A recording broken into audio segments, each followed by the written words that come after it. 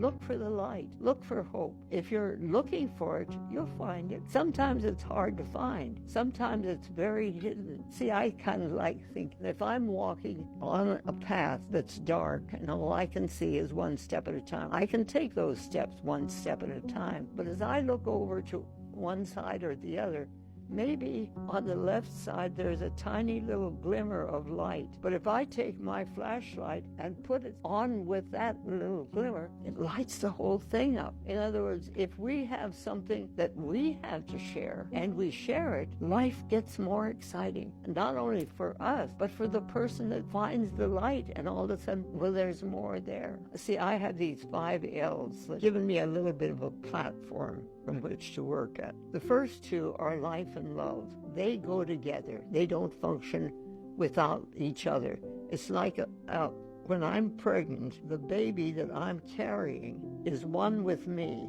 Everything I eat, he eats.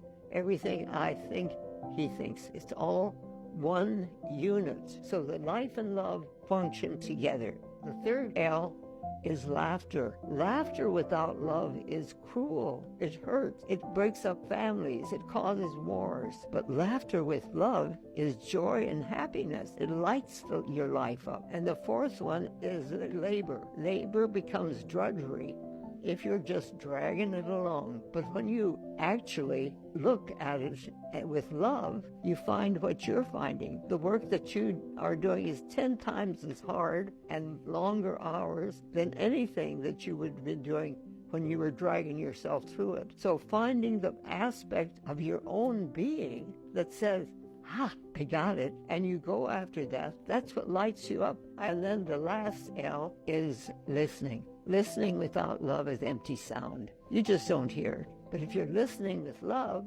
you'll hear it, and it'll speak to you. Why do we laugh so little when we get older? We forget, and we start carrying the bag. It's better to let it go. My mother had the saying in Hindustani, kuch purwane. Many things come along, but they're just not worth it, so just let it go. If somebody says something mean to you, and you take it in, it hurts your feelings. But if you take it in and you say, oh, well, it doesn't matter, and you let it go, it's gone. You don't even remember it. I've found that I have a purpose, and I have a message. When you find what it is that makes you excited and keeps your life force going, it keeps going. I don't know why I live this long, except I know I still have something to say.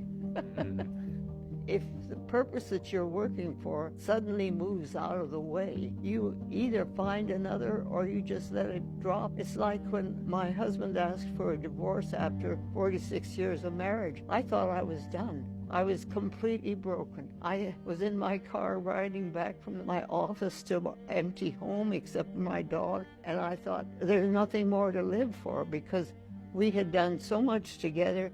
We'd created the American Holistic Medical Association, had 6 kids and all this stuff, and then he asked for a divorce, and I felt like I was just in limbo. How old were you at the time of the divorce?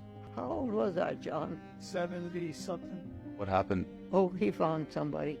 In the 70s? How do you move forward?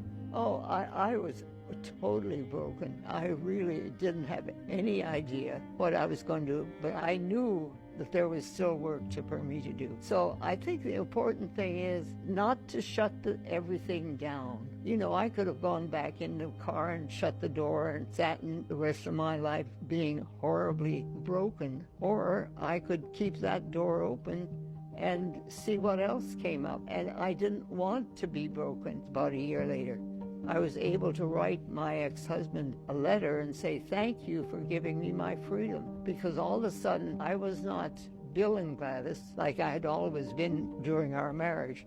I was Dr. Gladys. So all of a sudden, I had a new identity, and I could use it. You know today, and you could speak to your 25-year-old self. What advice would you give to her to live better? Don't lose the light. Follow the light. And love is always the great teacher. So look for it. The hard times come, but they go too.